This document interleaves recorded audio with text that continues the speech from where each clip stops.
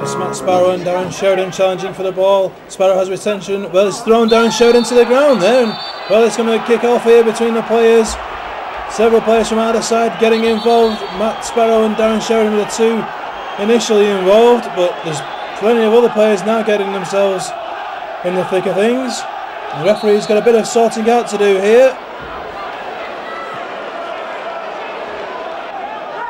The referee calls Sparrow and Sheridan to one side.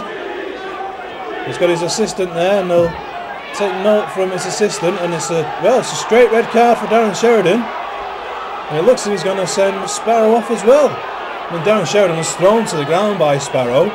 He did retaliate, which he can't do, of course, in the game today, and Sheridan is off, leaves the field. Well, Danny Boschel goes in. He goes in hard on one of the Scunthorpe players, and that's a second yellow card for Boschel, and that'll be a second dismissal for Athletic. Now down to 9 men in this cup tie.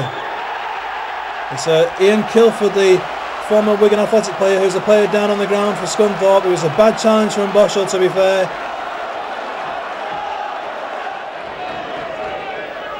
It's Scunthorpe on the attack, comes in field to Kilford. He spots Beagrie out on the left hand side, picked up by the veteran winger now, faced by Scott Vernon. Beagrie takes it round Vernon, crosses to the far post. Pognicomi doesn't get a good hand, and it's headed back in, and it's headed into goal by Hayes, the striker for Scunthorpe United. He gives the Irons the lead.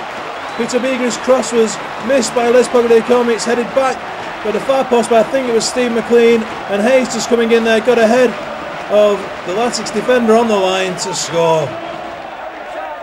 It's with Beagrie again, turns away from Danny Hall, gives himself space, sends a long pass out to Steve McLean on that right hand side. He heads it back infield. It's picked up now, Scunthorpe moving forward again. Cross comes in now from the far side from Stanton, a low one to Hayes, and Hayes makes no mistake inside a 6-yard box to make it 2-0 to Scunthorpe. Stanton with a low cross, Hayes with a neat right-footed first time finish. It's Scunthorpe 2, Latics 0. Corner kick now to Latics. Played in, I think it's John Eyre playing that one in. It's a header off a Scunthorpe player, and Will Heening's in there. And Michael-Anton Courier forces it home for Latics. He's pulled a goal back, there's not long left. Latics down to 9 men. Can they get a result from this game? Scramble in the penalty area. Will Heening did well. It's Courier who forced the ball home.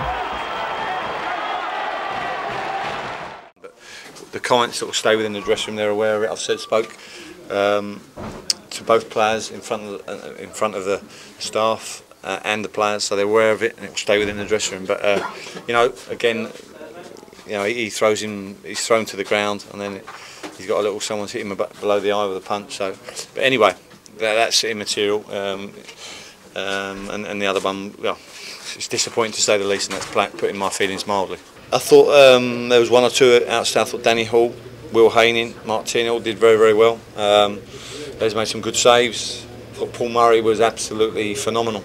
His energy, his desire, his sheer hunger for the game was colossal. I thought him and John Eyre, you know, as senior pros, were shining light. You know, listen, we've had eight outfield players, and they perform like they have, and in the end they're hanging on. We've hit the post twice. We're a bit unlucky. The spirit in the second half performance was very, very good. I wasn't particularly pleased with the first half. The second half was excellent, and you cannot have nothing but pride for the young lads.